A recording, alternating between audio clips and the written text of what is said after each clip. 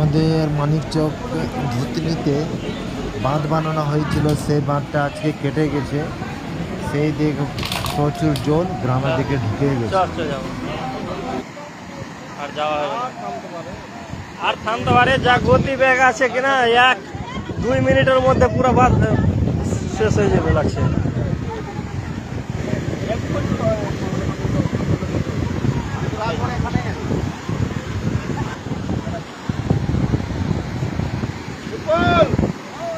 আরে শালা ঠেকা বাজাবি তো বাঁচিয়ে গেলে বাদ কেটে গেল।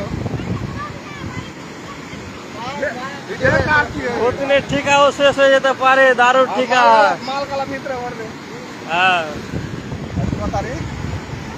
আজকে হলো 13ই আগস্ট সকালবেলায়। 13 আগস্ট। 13ই আগস্ট সকালবেলায়। সকাল 13 আগস্ট সকাল 6টার দিকে বাঁধ কেটে গেল। বাঁধ থামতে পারলাম না। বাঁধ 13ই আগস্ট সকালবেলায় গেল। বন্যার জল দেখে নাও।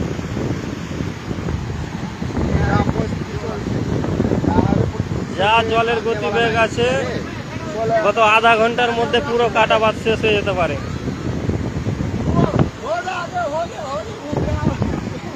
এই যে দেখো জলের গতিবেগ,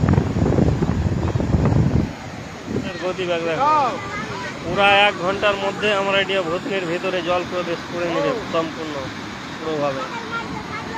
এটা হলো এতটা বাঁধ কাটা হলো মাত্র 5 মিনিটে।